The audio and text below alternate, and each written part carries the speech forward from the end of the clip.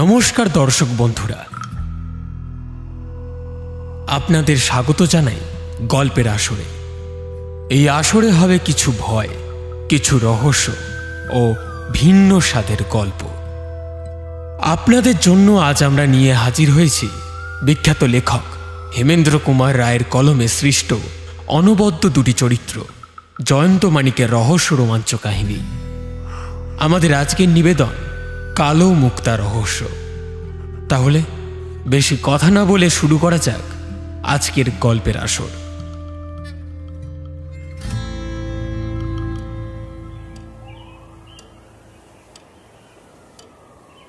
চায়ের পালা শেষ।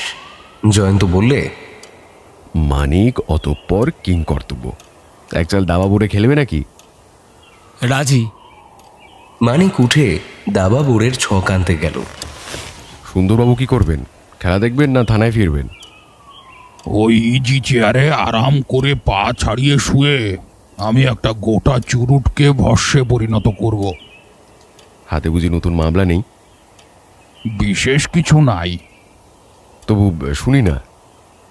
ঘুটি সাজাতে সাজাতে বললে জয়ন্ত, এ একটা নিতান্ত বাজে মামলা ভাই।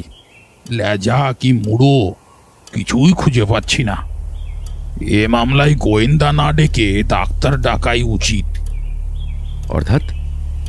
পাগলামি আর কি, কিন্তু অদ্ভুত রকম পাগলামি। সুভাষচন্দ্র বসুকে সারা দেশ ভক্তি করে তো, কিন্তু দেশে এমন লোকও আছে যে নেতাজির প্রতিমূর্তি দেখলেই খেপে গিয়ে আছড়ে চুরমার করে দেয়। ও নিয়ে আমার মাথা ঘামাবার দরকার নেই। জয়ন্ত একটা বোর্ডের চাল দিল। হ্যাঁ, পাগলামি সারাবার জন্যে ডাক্তার ডাকা উচিত। কিন্তু কেউ যদি নেতাজির উপরে নিজের আক্রোশ মেটাবার জন্যে পরের বাড়িতে ঢুকে নেতাজির প্রতিমূর্তি চুরি করে, তাহলে পুলিশ না ডেকে উপায় থাকে না। জয়ন্ত খেলা ভুলে সিধে হয়ে বসে বললে, মূর্তি ভাঙবার জন্য মূর্তি চুরি, ব্যাপারটা চিত্তাকর্ষক বলে মনে হচ্ছে। বলুন তো খুলে। চিতপুর রোডে শিল্পশালা বলে এক দোকান আছে, তার মালিক হচ্ছেন অনিল বসু। ওখানে বিক্রি হয় নানা রকম ছবি আর মূর্তি। দোকানের এক কর্মচারী সামনের দিক ছেড়ে পিছন দিকে গিয়ে কোনো এক কাজে ব্যস্ত ছিল। হঠাৎ একটা লোক দোকানে ঢুকে কাউন্টারের উপর থেকে নেতাজির প্রতিমূর্তি তুলে নিয়ে মাটির উপরে আছড়ে ভেঙে টুকরো টুকরো করে ফেলে। তারপর এত তাড়াতাড়ি সে পালিয়ে যায় যে কেউ তাকে ধরতে পারেনি। এ হচ্ছে দিন চারেক আগেকার কথা। দোকানের মালিক বিটের পাহারাওয়ালার কাছে অভিযোগ করেছিল বটে, কিন্তু ওই পর্যন্ত। প্লাস্টারে গড়া মূর্তি, দাম 10 টাকা মাত্র, তুচ্ছ ব্যাপার। তারপর দ্বিতীয় ঘটনা, এটা কিঞ্চিত গুরুতর, অদ্ভুত বটে। ঘটেছে কাল রাত্রে। ডাক্তার চক্রবর্তীর নাম শুনেছ তো? তার বাসভবন হচ্ছে সিমলায়, আর ডাক্তারখানা কর্নওয়ালিস স্ট্রিটে। তিনি নেতাজির গোঁড়া ভক্ত। ওই শিল্পকলা থেকেই তিনি নেতাজির দুটি প্রতিমূর্তি কিনেছিলেন। তার একটিকে রেখেছিলেন বসত বাড়িতে, আর একটিকে ডাক্তারখানায়।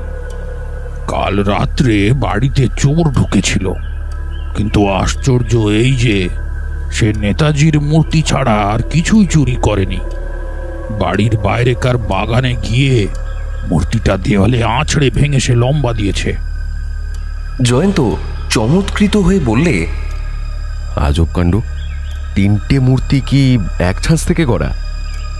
হ্যাঁ, তারপর শোনো, আজ সকালে চারুবাবু ডাক্তারখানায় ঢুকে দেখেন সেখানেও কাল রাত্রে কে এসে নেতাজির মূর্তি নিয়ে ভেঙেছে, আর মেঝের উপর ছড়িয়ে পড়ে রয়েছে তার ভাঙা টুকরোগুলো।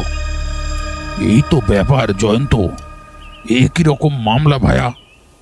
কেবল অদ্ভুত নয়, সৃষ্টি ছাড়া বলাও চলে। কিন্তু লোকটা যদি পাগল হয়, তার পাগলামির ভিতর বেশ একটি পদ্ধতি আছে দেখছি। পদ্ধতি? হ্যাঁ, পদ্ধতি। চারুবাবুর বাড়ি থেকে মূর্তিটা সে বাইরে নিয়ে গিয়েছিল, পাছে মূর্তি ভাঙার শব্দে বাড়ির লোকের ঘুম ভেঙে যায় এই ভয়। ডাক্তারখানায় অন্য লোকের ভয় নেই, তাই মূর্তিটা ভাঙা হয়েছে ঘরের ভিতরে। ঘটনাগুলো বা আপাতত অকিঞ্চিতকর বলেই মনে হচ্ছে। কিন্তু জানেন তো সুন্দরবাবু, গোয়েন্দার কাছে অকিঞ্চিতকর নয় কিছুই। আমি একবার ঘটনাস্থলে একগাছা ভাঙা লাঠি পেয়ে হত্যাকারীকে গ্রেপ্তার করেছিলাম। যাক সে কথা, এই পাগল আবার যদি কোনো কাণ্ড করে আমাকে জানাবে। এখন আপনি চুরুট খান, আমরা দাবা বোর্ডে খেলি।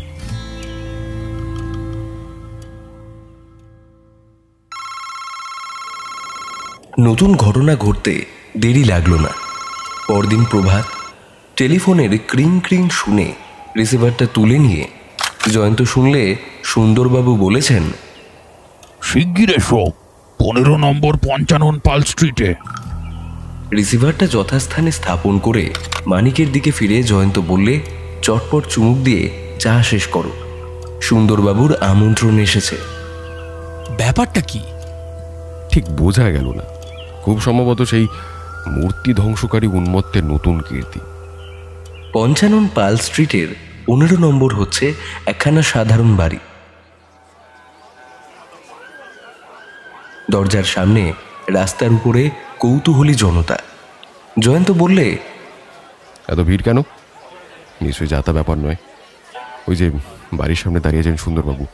কি মশাই, খবর কি? সুন্দরবাবু গম্ভীর মুখে বললেন, বাড়ির ভিতরে এসো। বৈঠকখানায় বসে আছেন এক প্রৌঢ় ভদ্রলোক। তার ভাবভঙ্গি অত্যন্ত উত্তেজিত। সুন্দরবাবু বললেন, ইনি হচ্ছেন বিখ্যাত রিপোর্টার হারাধন বাবু। তোমাদের পরিচয় আর দিতে হবে না, ইনি তোমাদের চেনেন। জরুরি তলব করেছেন কেন? আবার সেই নেতাজির মূর্তির মামলা। আবার নতুন কোনো মূর্তি ভঙ্গ হয়েছে? আবার মূর্তি ভঙ্গের উপর হত্যাকাণ্ড। বিরস বদনে হারাধনবাবু বললেন, এ যেন প্রকৃতির নির্দয় পরিহাস। পরের খবর সংগ্রহ করতে করতে সারা জীবন কাটিয়ে দিলুম, আর আমার নিজের বাড়ির এত বড় খবরটা নিয়ে কাগজে পাঠাতে পারছি না। আমার মাথা এমন ভয়ানক গুলিয়ে গিয়েছে। বাইরের রিপোর্টারের মতন আমি যদি এখানে আসতাম, প্রত্যেক কাগজের জন্য অন্তত 2 কলম করে খবর পাঠাতে পারতুম। তা তো হলোই না, উল্টে রোড তার কাছে বলে খবর ক্রমেই বাসি করে ফেলেছি। তবে আপনার কথা আলাদা জয়ন্তবাবু। আপনি যদি সব শুনে এই অদ্ভুত রহস্যের কোনো হদিশ দিতে পারেন, তবে আমার মস্ত লাভ হতে পারে। জয়ন্ত চুপ করে শুনল, কিছু বলল না। মাস 4 আগে শ্যামবাজারের লক্ষ্মীর ভাণ্ডার থেকে আমি নেতাজির একটি প্রতিমূর্তি কিনেছিলাম। মনে হচ্ছে সেই মূর্তির জন্যেই এই অদ্ভুত কাণ্ড কারখানা। বাড়ির সব উপরকার ঘরে বসে অনেক রাত পর্যন্ত আমাকে কাজ করতে হয়। কালও করছিলাম। গভীর রাতে বাড়ির একতলায় একটা কি যেন শব্দ হলো। খানিকক্ষণ কান পেতে রইলাম, কিন্তু আর কিছু শুনতে না পেয়ে ভাবলাম শব্দটা এসেছে বাড়ির বাইরে থেকেই। মিনিট 5 কাটল, তারপর বিষম এক আর্তনাদ। জয়ন্তবাবু, অমন ভয়াবহ আর্তনাদ আমি জীবনে আর কখনো শুনিনি।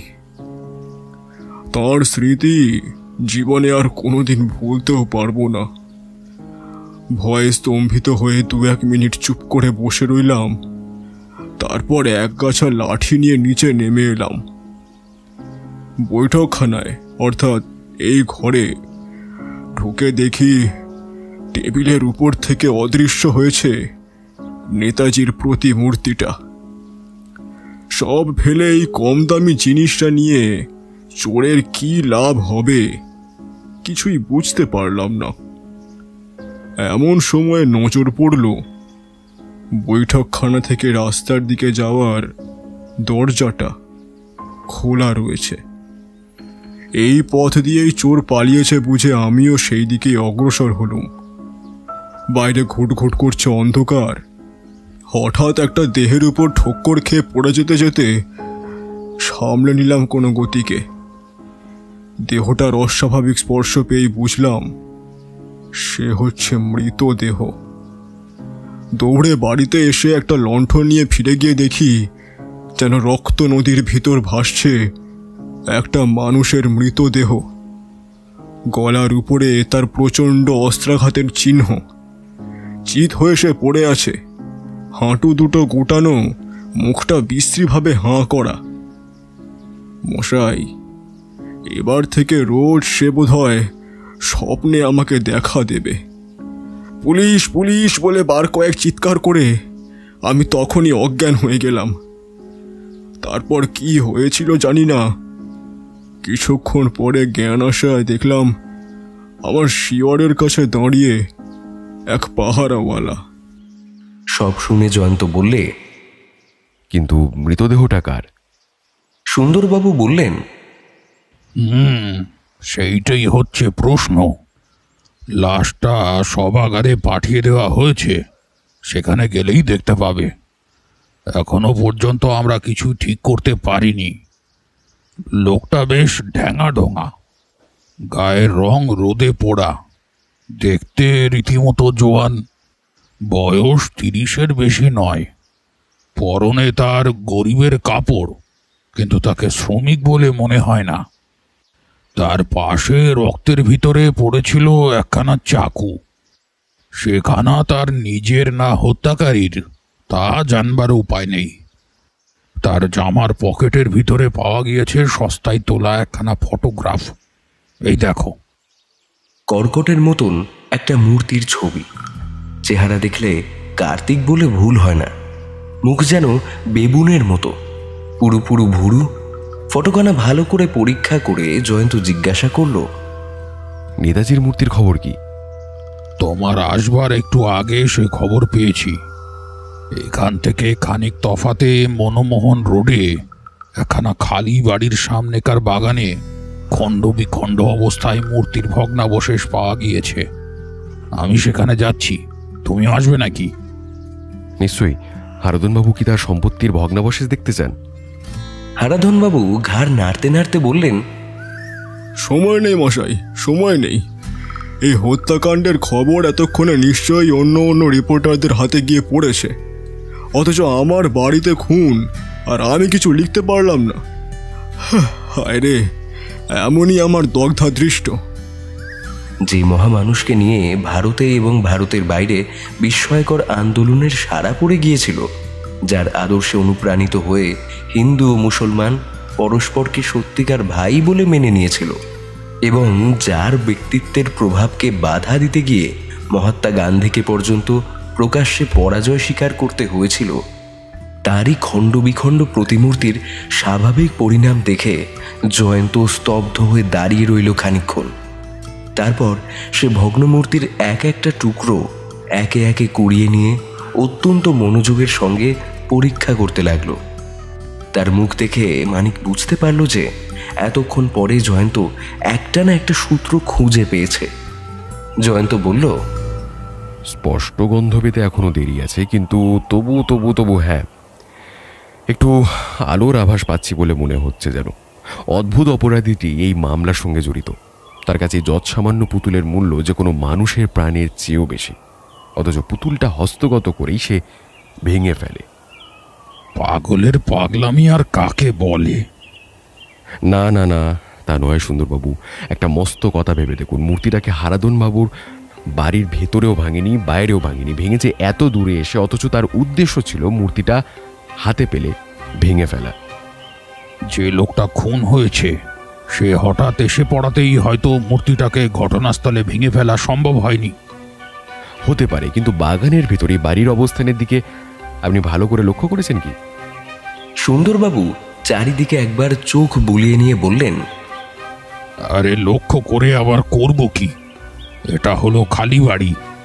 আসামি তাই বুঝেছিল যে কেউ তার কার্যকলাপের দিকে দৃষ্টি রাখতে পারবে না। আপনি হয়তো দেখেননি, কিন্তু আমি দেখেছি যে হারাধনবাবুর বাড়ি থেকে এখানে আসবার আগেই পাওয়া যায় আর একখানা খালি বাড়ি। আসামি সেখানেই মূর্তিটা ভাঙেনি কেন? সে কেবল মূর্তি চুরি করেনি, একটা নরহত্যাও করেছে। যতদূর মূর্তিটা বহন করে নিয়ে আসবে তার পক্ষে ততই বেশি বিপদের সম্ভাবনা। তবু কেন সে গ্রহণ করেনি মূর্তি ভাঙার প্রথম সুযোগ? সুন্দরবাবু হাল ছেড়ে দিয়ে বললেন, তোমার প্রশ্নের উত্তর আমার কাছে নেই। মাথার উপরকার আলোর দিকে অঙ্গুলে নির্দেশ করে জয়ন্ত বলল, আগেকার খালি বাড়িতে আলো ছিল না, কিন্তু এখানে আলো আছে। আসামি অন্ধের মতো মূর্তি ভাঙতে রাজি নয়, মূর্তির ভাঙা টুকরোগুলো ভালো করে সচক্ষে দেখতে চায়। এ থেকে কি বুঝবো? আপাতত কিছুই বোঝার দরকার নেই, পরে হয়তো এটা একটা বড় সূত্র বলে গণ্য হবে। যাক, এখন আপনি কি করতে চান বলুন সুন্দরবাবু। আমি আগে দেখব মৃতদেহটা কেউ শনাক্ত করতে পারে কিনা, সে কে আর তার বন্ধু বান্ধবী বা কারা। এটা জানতে পারলে মামলাটার কিনারা করা কিছুই কঠিন হবে না, তাই নয় কি? খুব সম্ভব তাই। আমি কিন্তু অন্যভাবে মামলাটা নিয়ে নাড়াচাড়া করতে চাই। কি রকম? আপাতত আমার মতো আপনার ঘাড়ে চাপাতে আমি রাজি নই। আমরা স্বাধীনভাবে কাজ করি। আসুন, খানিকটা অগ্রসর হবার পর আবার দুজনে মিলে পরামর্শ করা যাবে, কি বলেন? বহুত আচ্ছা। মৃতের পকেট থেকে যে ফটোখানা পাওয়া গেছে সেখানে আমায় দিতে পারেন?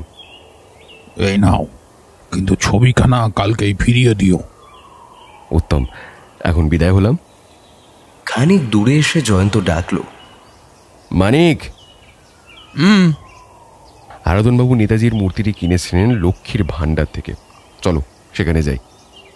শ্যামবাজারের লক্ষ্মীর ভাণ্ডারে গিয়ে শোনা গেল দোকানের মালিক অনুপস্থিত, বিকেলের আগে ফিরবেন না। জয়ন্ত বলল, আপাতত লক্ষ্মীর ভাণ্ডারে আমাদের ঠাঁই হলো না, অতঃপর হাঁড়ির অন্য ভাত টিপে দেখতে হবে।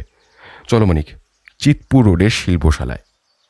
শিল্পশালার মালিক অনিলবাবু জয়ন্তর প্রশ্ন শুনে বললেন, হ্যাঁ মশাই, ওই কাউন্টারের উপরেই নেতাজির মূর্তিটা ছিল। যদি কোনো বদমাইশ যখন খুশি যেখানে সেখানে ঢুকে পড়তে পারে আর যা ইচ্ছে নিয়ে সেখান থেকে চম্পট দিতে পারে, তাহলে মিথ্যে আমরা ট্যাক্স দিয়ে মরছি কেন? ডাক্তার চারু চক্রবর্তীও তো আপনার কাছ থেকে নেতাজির আর দুটো মূর্তি কিনেছিলেন।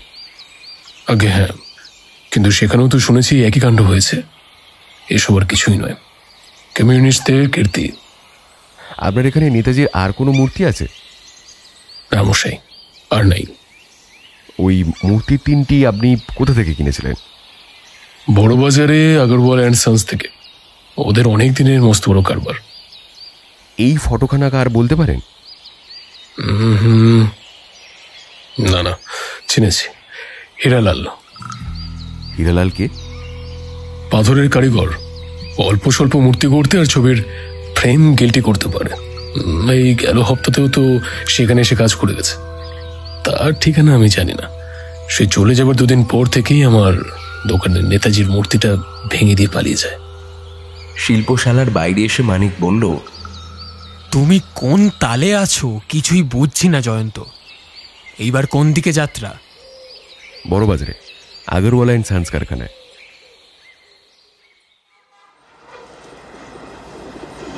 বড়বাজারে অন্ধকার ও দুর্গন্ধের মুল্লুক।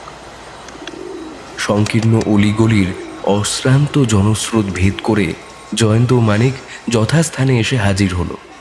ম্যানেজারের সঙ্গে ঢুকে একটা দ্বার পথ দিয়ে তারা দেখতে পেলে উঠানে বসে কারিগরদের কেউ পাথর কাটছে, কেউ ছাঁচ থেকে মূর্তি গড়ছে।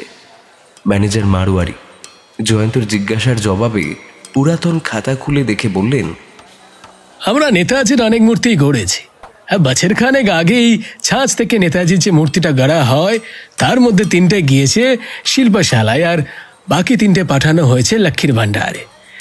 বাদেও ছাঁচ থেকে আরও মূর্তি গড়া হয়েছে বটে, লেকিন সেগুলো পাঠানো হয়েছে কলকাতার বাইরে। মূর্তিগুলি কেমন করে তৈরি করা হয়? মুখের 2 ধার থেকে নেওয়া 2টো ছাঁচ আর তারপর 2টো ছাঁচ একসাথে যুক্ত করে মূর্তি গড়া হয়। আন্দারটা একেবারে ফাঁপা হয়, গিলা প্লাস্টার শুকিয়ে গেলে গুদাম যাতে করা হয় মূর্তিগুলোকে। জয়ন্ত ফটোখানা বার করে বললে, একে চেনেন কি? ম্যানেজারের মুখে চোখে ফুটে উঠল ক্রোধের চিহ্ন। উত্তপ্তভাবে তিনি বললেন, সে বদমাইশ হীরালাল, ওকে আবার চিনি না? খুব চিনি। আরে ওর জন্যই আমাদের কারখানায় হাঙ্গামা হয়। তাই নাকি? হ্যাঁ মশাই, হ্যাঁ। হীরালাল জয়পুরের লোক। সে তো আর এক কোন জয়পুরিয়াকে ছোড়া মেরে এসে এখানে ভালো মানুষকে মাফিক কারখানায় বসে কাজ করছিল। उसके बाद पुलिस आकर हमारे कारखाना से उसको गिरफ्तार करके लिए जाए और हमारे मरते হয় वो छुटो-छुटी करके थाना और अदालत में।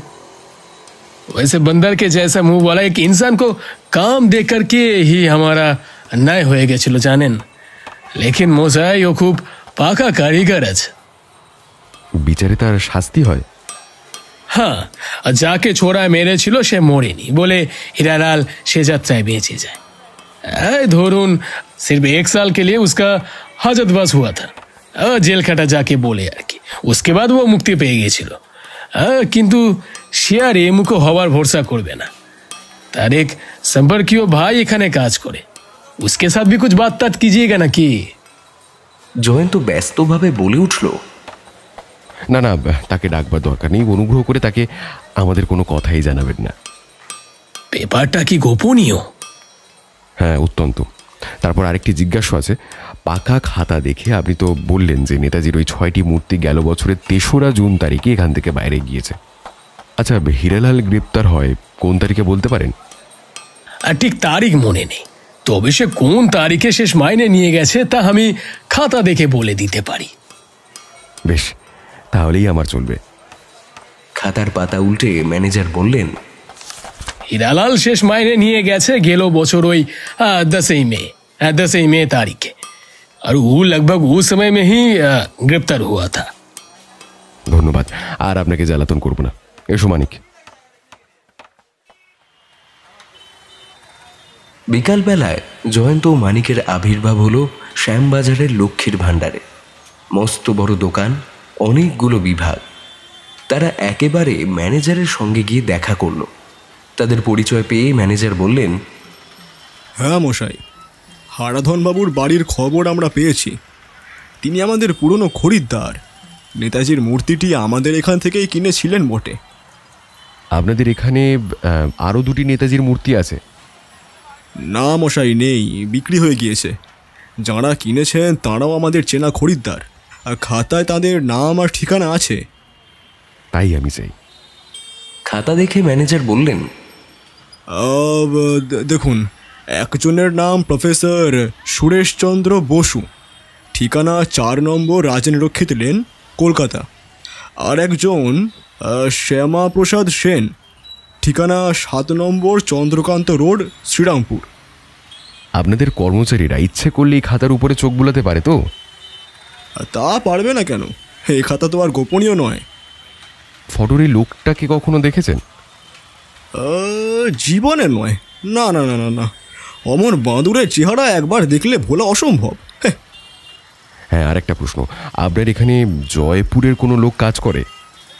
করে বই কি, একজন নয়, 3 জন। আচ্ছা মশাই, নমস্কার। সান্ধ্য চায়ের বৈঠক।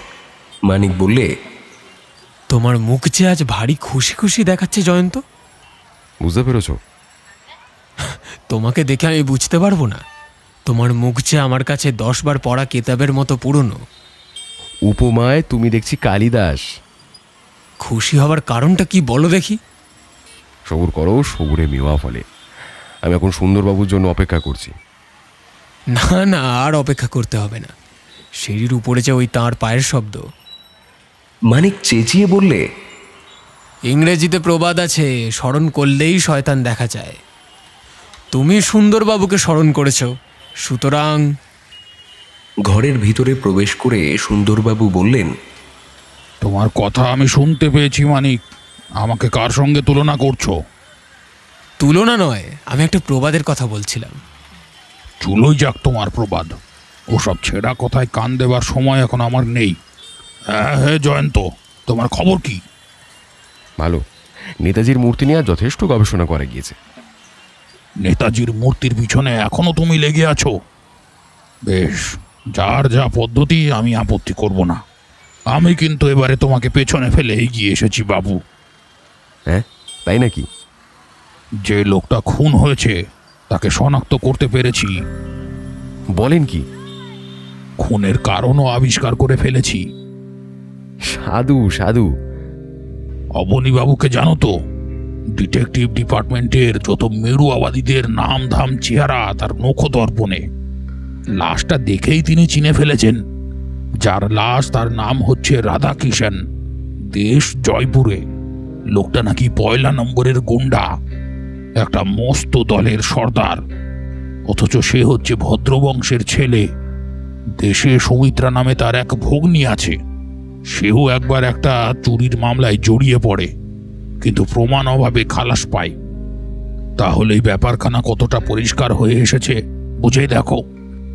আমার কি আন্দাজ জানো, যে তাকে খুন করেছে সেও তার দলেরই লোক। যে কোনো কারণে রাধাকিষাণ তাকে পথ থেকে সরাতে চেয়েছিল। ঘটনার রাতে হঠাৎ তাকে হারাধনবাবুর বাড়িতে ঢুকতে দেখে সে তার অপেক্ষায় পথের উপর দাঁড়িয়েছিল। তারপর সে বেরিয়ে এলে তাকে আক্রমণ করতে গিয়ে রাধাকিষাণ নিজেই পটল তুলতে বাধ্য হয়। কি বলো জয়ন্ত, আমার আন্দাজ কি ভুল? জয়ন্ত হাততালি দিয়ে বলে উঠল, খাসা সুন্দরবাবু, কিন্তু এক ফোঁটা চুনা রয়ে গেল নাকি? কেন কেন? খুনি নেতাজির মূর্তিগুলো ভেঙে ফেললো কেন? আরে রেখে দাও নেতাজির মূর্তি, ও কথা কি কিছুতেই ভুলতে পারবে না? তুচ্ছ পুতুল চুরি, বড় জোর 6 মাস জেল, কিন্তু আসলে এটা খুনের মামলা, আর সেইটাই হচ্ছে কর্তব্য। এরপর আপনার কি কর্তব্য হবে? অবনীবাবুকে নিয়ে যাব বড় বাজারের বস্তিতে।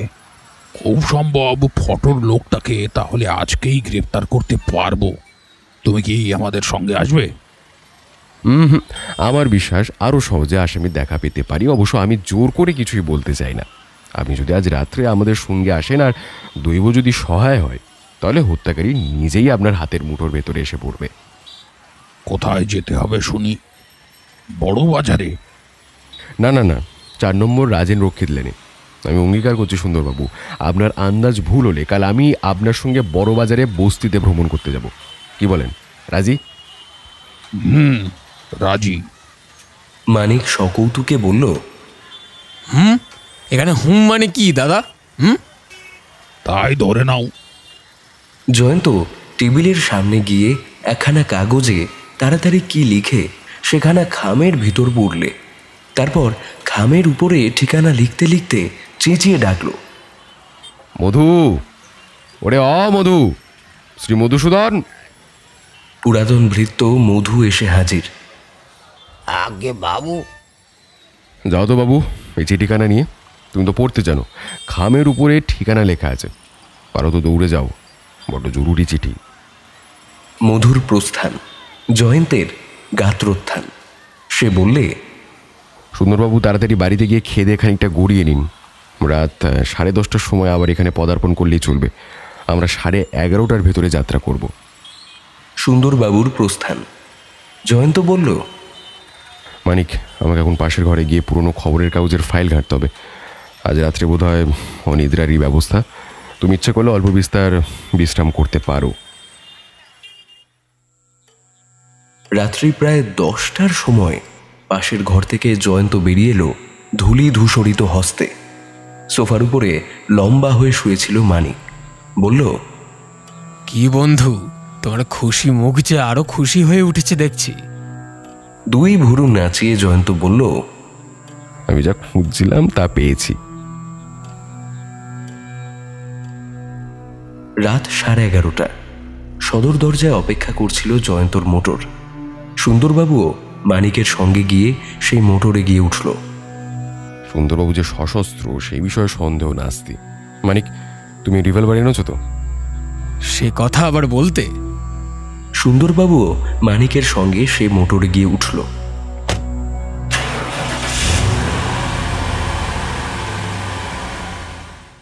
গাড়ি ছুটল। এ রাস্তা ও রাস্তা মারিয়ে গাড়ি যখন একটা চৌমাথায় গিয়ে হাজির হলো, কলকাতা শহর তখন যেন ঘুমিয়ে পড়বার চেষ্টা করছে। জয়ন্ত চালককে ডেকে বললে, গুট্টা সিং, গাড়ি থামাও। এখানে তুমি আমাদের জন্য অপেক্ষা করো। আমাদের এখন শ্রীচরণী ভরসা। নামো মানিক, নামুন সুন্দরবাবু। আরে মশাই, আপনার নাসাযন্ত্র যে সঙ্গীত সৃষ্টি করবার চেষ্টা করছে, বলি ঘুমোলেন নাকি? সুন্দরবাবু ধর্মর করে সোজা হয়ে বসে প্রকাণ্ড একটি হাই তুলে বললেন, ঘুমোয়নি, ঘুমোয়নি। এই বিষম গরমে শীতল সমীরণ সেবন করে কিঞ্চিত তন্দ্রাতুর হয়েছিলুম আর কি। আমি এখন সম্পূর্ণরূপে জাগ্রত। কি বলবে বলো? এবার গাড়ি থেকে অবতরণ করবার সময় এসেছে। এসেছে নাকি? এই আমি নেমে পড়লাম। গাড়ি নিয়ে বেশি দূর যাওয়া সঙ্গত নয়, এবার পদব্রজে মিনিট 5 অগ্রসর হতে হবে। যাও হুকুম, আমি প্রাচীন সৈনিক, যা বলো তাতেই রাজি। এই আমি সবেগে পদচালনা করলাম। পথে আর লোক চলাচল নেই বললেই চলে। গোটা কয়েক কুকুর শহরের মৌনব্রত ভাঙবার চেষ্টা করছে এবং রাস্তার এখানে ওখানে 2-3 বা ততোধিক ষাঁড় গা এলিয়ে উপুর হয়ে শুয়ে নির্বিকারভাবে করছে রোমন্থন। 4 নম্বর রাজেন রক্ষিত লেন। রেলিং ঘেরা জমির ভিতর একখানা মাঝারি আকারের বাড়ি, তার গায়ে কোথাও নেই আলোর রেখা। বাড়ির লোকেরা নিশ্চয়ই শয্যায় আশ্রয় গ্রহণ করেছে। রাস্তার ইলেকট্রিক পোস্টের আলোয় সুন্দরবাবু নামটা পাঠ করলেন, প্রফেসর সুরেশচন্দ্র বসু। রাত্রেও এ বাড়ির ফটক বন্ধ হয় না দেখছি। চলুন সুন্দরবাবু, বাগানে ওই হাসনুহানা ঝোপের আড়ালে গিয়ে আমরা লুকিয়ে থাকি। অত অনেক রাত পর্যন্ত আমাদের মশক দংশন সহ্য করতে হবে। অত সকাল পর্যন্ত অপেক্ষা করেও আমাদের ভাগ্যের লাভ হবে প্রকাণ্ড একটি অশ্বডিম্ব। উপায় কি? যে পূজার যে মন্ত্র। কিন্তু জয়ন্তর আশঙ্কা সফল হলো না। আধ ঘন্টা কাটতে না কাটতেই কোথা থেকে আচমকা দেখা দিল একটা ছোট্ট কালো মূর্তি। তীরের মতন বাগানের ভিতর ছুটে এসেই সে বাড়ির ছায়ার ভিতরে কোথায় হারিয়ে গেল, ঠিক যেন একটা বানর। কয়েক মুহূর্ত কেটে গেল নীরবে। তারপর একটা শব্দ, কে যেন একটা জানালা খুলছে ধীরে ধীরে। তারপর আবার সব চুপচাপ। জয়ন্ত বলল, রোমানিক, আমরা জানলার নিচে গিয়ে দাঁড়িয়ে থাকি, চোর বাইরে বেরোলেই গ্রেপ্তার করব। কিন্তু তারা 2-1 পা এগুবার আগেই বাড়ির ভিতর থেকে আবার হলো সেই মূর্তিটার আবির্ভাব। তার হাতের তলায় রয়েছে সাদা মতন কি একটা জিনিস। সে চারিদিকটা একবার চটপট দেখে নিল। এখনকার নীরবতায় ও নির্জনতায় বোধহয় আশ্বস্ত হলো। হাতের জিনিসটা মাটির উপর নামিয়ে রাখলে। তারপর জেগে উঠল ফটাফট শব্দ। জয়ন্ত সঙ্গীদের নিয়ে বেগে ছুটে এলো তার দিকে। লোকটা তখন হেট হয়ে এমন একাগ্র মনে মাটির দিকে তাকিয়ে আছে যে কিছু বুঝতে পারল না। তার পিঠের উপরে বাঘের মতো লাফিয়ে পড়ল জয়ন্ত, এবং সে কোনো বাধা দেবার আগেই মানিকের সাহায্যে সুন্দরবাবু হাত করা দিয়ে তার 2 হাত করলেন বন্দি। তাকে চিৎ করে ফেলতেই দেখা গেল তার হাড় কুৎসিত বেবুনের মুখখানা অবিকল সেই ফটোগ্রাফের প্রতিচ্ছবি। জয়ন্ত মাটির উপর হুমড়ি খেয়ে পড়ল। সেখানে ইতস্তত বিকীর্ণ হয়ে আছে নেতাজির আর একটি মূর্তির ভাঙা টুকরো। সে একে একে টুকরোগুলো তুলে নিয়ে তীক্ষ্ণ দৃষ্টিতে পরীক্ষা করতে লাগল। এমন সময় বাড়ির ভিতরে জ্বলে উঠল আলো, এবং দরজা খুলে বেরিয়ে বাগানের উপর এসে দাঁড়ালো আর এক মূর্তি। জয়ন্ত মুখ তুলে শুধলে, আপনি বোধহয় প্রফেসর সুরেশচন্দ্র বসু? আগে হ্যাঁ, আর আপনি নিশ্চয়ই জয়ন্তবাবু। আপনার পত্র আমি যথাসময়ে পেয়েছি আর কাজ করেছি আপনার উপদেশ মতোই। যাক, বদমাইশটা ধরা পড়েছে দেখে খুশি হলুম। আসুন, একটু চাটা খেয়ে যান। এটা কি চা খাবার সময় মশাই? এই পরম সুন্দর মানুষটিকে লকআপে পুড়তে না পারলে আমি ঘুমোবারও সময় পাবো না। দেখি দেখি সোনার চাঁদ, তোমার পকেটে কি সম্পত্তি আছে? বন্দি কোনো কথা বলল না, কিন্তু সুন্দরবাবু তার দিকে হাত বাড়াতেই সে দাঁত মুখ খিচিয়ে খ্যাঁক খ্যাঁক করে তার হাতে কামড়ে দিতে এলো। সুন্দরবাবু চট করে নিজের হাতখানা সরিয়ে নিয়ে বলে উঠলেন, ওরে বাবা, হয়েছিল আর কি? তুই বেটা মানুষের ছদ্মবেশে বুনো জন্তু নাকি? এর মুন্ডুটা 2 হাতে আচ্ছা করে চেপে ধরতো মানিক। সাবধানে যেন কামড়ে না দেয়। এর পকেটগুলো হাতড়ে না দেখলে চলবে না। আসামির পকেট হাতড়ে পাওয়া গেল কেবল 3 টাকা 10 পয়সা আর একখানা ছোড়া। জয়ন্ত ছোড়াখানা আলতো পরীক্ষা করে বলল, এর হাতলে এখনো রক্তের দাগ লেগে আছে দেখছি। নিশ্চয়ই গুন্ডা রাধাকিশনের রক্ত।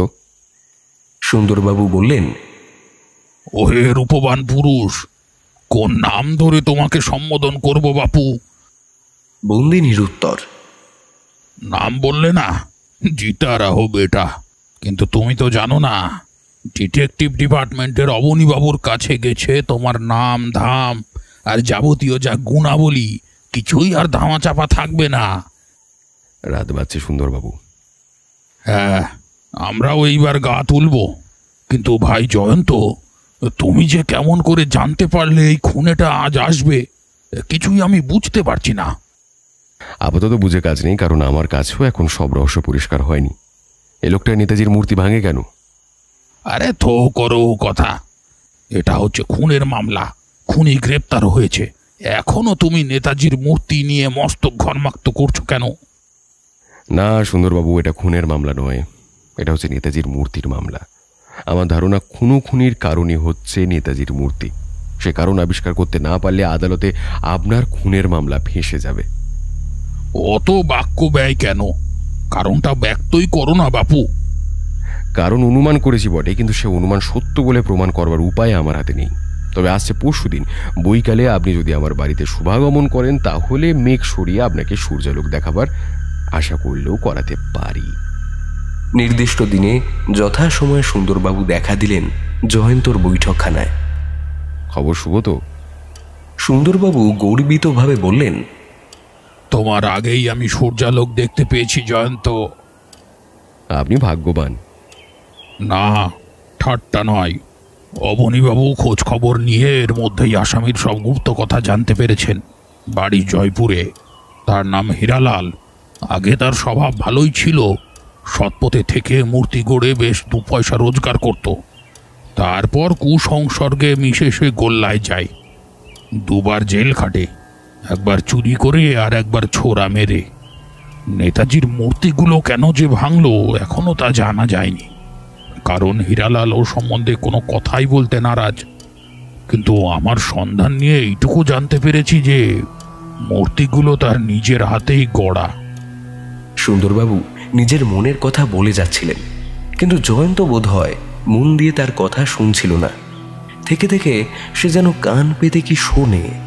মাঝে মাঝে উঠে জানালার ধারে যায়, তারপরে আবার আসনে এসে বসে পড়ে। সুন্দরবাবু শুধলেন, তোমার আজ কি হয়েছে জয়ন্ত? তুমি এমন অন্যমনস্ক কেন? বোধহয় আমার হিসাব ভুল হয়েছে। এখন আপনার কাছে কেমন করে মুখ রক্ষা করব জানি না। এ আবার কি কথা? আজ এখানে আসবার জন্য গেলকাল একজনকে টেলিগ্রাম করেছিলাম, কিন্তু নির্দিষ্ট সময় উতরে গেল, তিনি এলেন না। কে তিনি? শ্যামাপ্রসাদ সেন, থাকেন শ্রীরামপুরে। তাকে কি দরকার? খুনি কেন যে নেতাজির মূর্তিগুলো ভাঙতো, হয়তো এর উত্তর পাওয়া যেতে পারে তার কাছে। প্রশ্নের উৎপত্তি কলকাতায়, আর উত্তর আসবে শ্রীরামপুর থেকে? অবাক। জয়ন্ত সচমকে বলল, মানিক, দরজা একখানা গাড়ি এসে থামলো না, একবার দেখে এসো তো। মানিক ঘর থেকে বেরিয়ে গিয়ে আবার ফিরে এলো একটি প্রাচীন ভদ্রলোককে সঙ্গে নিয়ে। তার ডান হাতে খবরের কাগজ দিয়ে মোড়া একটা জিনিস। আপনি কি শ্রীরামপুরে শ্যামাপ্রসাদ বাবু?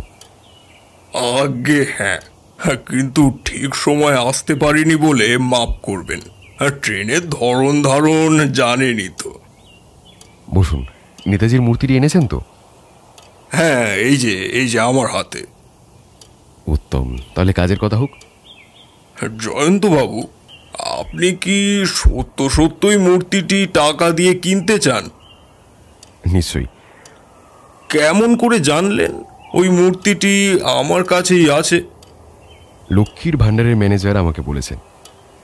তাহলে এ কথাও শুনেছেন তো মূর্তিটি আমি কিনেছি কত টাকা দিয়ে? না মশাই, আমি মস্ত ধনী নয় বটে, কিন্তু ঠক জুয়া চোরও নই। আগে থাকতেই আপনাকে জানিয়ে রাখতে চাই, মূর্তিটির দাম 10 টাকা মাত্র। শ্যামাপ্রসাদ বাবু, আপনার সততা দেখে খুশি হচ্ছে, বিস্ময় হতবাক হচ্ছে। মূর্তিটির আসল দাম যাই হোক, আমি 300 টাকা দিয়েই ওটি আপনার কাছ থেকে কিনতে চাই। শ্যামাপ্রসাদ কাগজের মোড়ক খুলে মূর্তিটি টেবিলের উপর রাখলেন। পকেট থেকে 3খানা 100 টাকার নোট বার করে জয়ন্ত বলল, শ্যামাপ্রসাদ বাবু, টেবিলের উপরে কাগজ কলম আছে, এই দুইজন সাক্ষীর সামনে আপনি অনুগ্রহ করে লিখে দিন যে 300 টাকার বিনিময়ে মূর্তিটি আমার কাছে বিক্রয় করলেন। ওর উপরে ভবিষ্যতে আপনার কোনো দাবি দাওয়াই রইল না। জয়ন্তর কথা মতো কাজ করে 300 টাকা নিয়ে প্রস্থান করলেন শ্যামা প্রসাদ বাবু। সুন্দরবাবু সবিস্ময়ে বললেন, জয়ন্তর মাথা খারাপ হয়ে গিয়েছে, জেনে শুনেও ঠকলে। আরে ছ্যা। জয়ন্ত মুখ টিপে একটু হেসে উঠে দাঁড়ালো। একখানা নতুন টেবিল ক্লথ বিছিয়ে নিয়ে নেতাজির মূর্তিটা তার মাঝখানে স্থাপন করে বলল, সুন্দরবাবু, এবার আমি একটু অপকর্ম করব, মহা অপকর্ম। 10 টাকার মাল 300 টাকায় কিনেই তো অপকর্ম করেছ, তারও উপরে আবার কি অপকর্ম আছে? একটা হাতুড়ি নিয়ে জয়ন্ত বলল, আজ আমিও বরেণ্য নেতাজির ওই প্রতিমূর্তিকে চূর্ণ বিচূর্ণ করব। তুমি যে হঠাৎ পাগল হয়ে গিয়েছ সে বিষয়ে আর কোনো সন্দেহ নেই। মানিক, তোমার বন্ধুটিকে সামলাও, সে যেন আমায় মাথায় হাতুড়ির এক ঘা না দেয়। জয়ন্ত মূর্তির উপরে হাতুড়ির দ্বারা আঘাত করলে এবং মূর্তিটি সশব্দে ভেঙে চুরমার হয়ে গেল। জয়ন্ত সাগ্রহে টেবিলের উপরে হেঁট হয়ে পড়ল এবং একটা ভাঙা টুকরো তুলে সানন্দে বলে উঠল, দেখুন সুন্দরবাবু, দেখো মানিক, আমার হাতে রয়েছে মমতাজ বেগমের বিখ্যাত কালো মুক্তা। জয়ন্ত বলতে লাগলো, মমতাজ বেগমকে সম্রাট শাহজাহান যে মহামূল্যবান কালো মুক্তা উপহার দিয়েছিলেন তার খ্যাতি পৃথিবীর দেশে দেশে। নাদির শাহের ভারত আক্রমণের সময় মুক্তাটি কোথায় হারিয়ে যায় কেউ তা জানে না। অনেককাল পরে মুক্তাটি কেমন করে মধ্য ভারতের প্রতাপপুরের মহারাজার হস্তগত হয়, তারপর সেদিন পর্যন্ত বংশানুক্রমে মুক্তার মালিক হলেন প্রতাপপুরের মহারাজরাই। তারপর বর্তমান মহারানীর শয়নগৃহ থেকে আবার মুক্তাটি হয় অদৃশ্য। তাই নিয়ে চারিদিকে খুব উত্তেজনা সৃষ্টি হয়। সুন্দরবাবুর সে কথা নিশ্চয়ই মনে আছে। পুলিশ সে মামলার কিনারা করতে পারেনি। মহারানীর এক পরিচারিকা ছিল, সে জয়পুরের মেয়ে, নাম সুমিত্রা। তারই উপরে সন্দেহ হয় বটে, কিন্তু তার বিরুদ্ধে প্রমাণ পাওয়া যায়নি। সুন্দরবাবু চমকে উঠলেন যা বড়। আপনার মুখেই তো শুনেছি হারাধনবাবুর বাড়ির সামনে নিহত রাধাকিষাণের এক ভগ্নী আছে, নাম সুমিত্রা, আর সে জয়পুরের মেয়ে। হ্যাঁ মশাই, হ্যাঁ, এই দুই সুমিত্রা একই যে ব্যক্তি তাতে আর কোনো সন্দেহ নেই। পুরাতন খবরের কাগজের ফাইল ঘেঁটে আমি আরেকটি তথ্য আবিষ্কার করেছি। কাকে ছোঁড়া মেরে হীরালাল যেদিন ধরা পড়ে প্রতাপপুরের মহারানীর শয়নগৃহ থেকে কালো মুক্তাটি অদৃশ্য হয়, ঠিক তারই 4 দিন আগে। কল্পনা ঘটনাগুলো পরপর এইভাবে সাজানো যেতে পারে যে সুমিত্রা মুক্তাটি চুরি করে ভাই রাধাকিষাণের কাছে গোপনে পাঠিয়ে দিল। হীরালাল হচ্ছে রাধাকিষাণের দুষ্কর্মের সহকারী। সে হয় মুক্তাটি তার বন্ধুর কাছ থেকে চুরি করলে, কিংবা নিজে পুলিশের দৃষ্টি থেকে আত্মরক্ষা করবার জন্য রাধাকিষাণ রাই তার কাছে মুক্তাটি জিম্মা রাখল। তারপর হঠাৎ একজন লোককে ছোঁড়া মেরে হীরালাল আগরওয়ালের কারখানায় পালিয়ে এলো। তারপর সে যখন বসে বসে প্লাস্টারের মূর্তি করছে, সেই সময় সেখানে পুলিশের আবির্ভাব। সে বুঝলে পুলিশ তার কাপড় জামা তল্লাশি করবে। তার সামনে ছিল সবে গড়া ভিজে প্লাস্টারের মূর্তি। সে তাড়াতাড়ি একটা মূর্তির মাথায় ছাদের করে মুক্তাটি ভিতরে নিক্ষেপ করে ছিদ্রটি আবার বন্ধ করে দিলে। দক্ষ কারিগরের পক্ষে এটা খুবই সহজ কাজ। তারপর সে 1 বছর জেল খাটতে গেল। ইতিমধ্যে নেতাজির 6টি মূর্তি কারখানার বাইরে এখানে ওখানে চলে গেল। তাদের কোনটির মধ্যে যে মুক্তা আছে বাইরে থেকে দেখে কেউ তা বলতে পারে না। মূর্তি না আনলেও মুক্তার অস্তিত্ব জানা যাবে না, কারণ কাঁচা প্লাস্টার শুকিয়ে গেলে মুক্তাটিকে কামড়ে ধরেছে। মূর্তি ভাঙা ছাড়া মুক্তা আবিষ্কারের আর কোনো উপায় রইল না। তারপর হীরালালের মেয়াদ ফুরলো। কিছুমাত্র হতাশ না হয়ে দস্তুর মতো মাথা খাটিয়ে ভিতরে ভিতরে খোঁজ নিয়ে সে জানতে পারল কোন কোন মূর্তি কোন কোন ঠিকানায় গিয়েছে। তারপর আরম্ভ হলো নেতাজির মূর্তির ওপর আক্রমণ। চতুর্থ মূর্তি চুরি করতে গিয়ে হারাধনবাবুর বাড়ির সামনে হীরালালের সঙ্গে দেখা হয় রাধাকিষাণের। হীরালাল জেল থেকে বেরিয়েছে শুনে রাধাকিষাণ তাকে খুঁজে বেড়াচ্ছিল, কিন্তু এই সাক্ষাৎকারের ফল হলো রাধাকিষাণের পক্ষে মারাত্মক। সুন্দরবাবু বললেন, হীরালাল যদি তার দুষ্কর্মের সহকারী হয়, তবে রাধাকিষাণ তার ফটো নিয়ে বেড়াতো কেন? খুব সম্ভব তৃতীয় ব্যক্তির কাছে হীরালালের খোঁজ নেবার সময় এই ফটো তার কাজে লাগতো। যাক সে কথা, আমি বেশ আন্দাজ করলাম খুনের পরে হীরালাল আরও তাড়াতাড়ি কাজ হাসিল করার চেষ্টা করবে, কারণ পুলিশ তাকে খুঁজছে। এখন যথাসম্ভব শীঘ্র তার কলকাতা থেকে অদৃশ্য হওয়া উচিত। হীরালাল যে মূর্তির ভিতরে কালো মুক্তা লুকিয়ে রেখেছে তখনও পর্যন্ত সন্দেহ আমার হয়নি। কিন্তু খালি বাড়ির সামনে ঠিক আলোর নিচে হীরালাল মূর্তিটা ভেঙেছিল বলে সন্দেহ আমার হয়েছিল যে ফাঁপা মূর্তিগুলোর মধ্যে এমন কোনো মূল্যবান জিনিস আছে যার লোভে চোর এইসব কাণ্ড করে। সন্ধান নিয়ে জানলাম 6টার মধ্যে শেষ 2টো মূর্তি আছে যথাক্রমে প্রফেসর সুরেশচন্দ্র বসু আর শ্যামাপ্রসাদ সেনের কাছে। একজন থাকে শহরেই আর একজন শ্রীরামপুরে। আন্দাজ করলাম শহরের মূর্তিটাকে চুরি না করে কলকাতার বাইরে যাওয়া হীরালালের পক্ষে স্বাভাবিক নয়। আমার আন্দাজ ভুল হয়নি। তারপর সুরেশবাবুর বাড়িতে সচক্ষে দেখলাম হীরালাল কি যেন খুঁজছে মূর্তির ভাঙা টুকরোগুলোর মধ্যে। কিন্তু তখন পুরনো খবরের কাগজ ফাইল থেকে বিখ্যাত কালো মুক্তার ইতিহাস আমি উদ্ধার করেছি, আর রাধাকিষাণের সঙ্গে এই মুক্তোর চুরির যে একটা ঘনিষ্ঠ সম্পর্ক থাকতে পারে এমন সন্দেহ আমার মনে ঠাঁই পেয়েছে। এও জেনেছি যে রাধাকিষাণ আর হীরালাল পরস্পরের পরিচিত আর একই দেশের লোক। মনে খটকা লাগলো, হীরালাল কি ফাঁপা মূর্তির ভেতর খুঁজছে কালো মুক্তাকে? কিন্তু এখনো পর্যন্ত হীরালালের অভিষ্ট সিদ্ধ হয়নি। আমার মন বললে তাহলে মুক্তা আছে ওই শেষ বা 6ষ্ঠ মূর্তির মধ্যেই।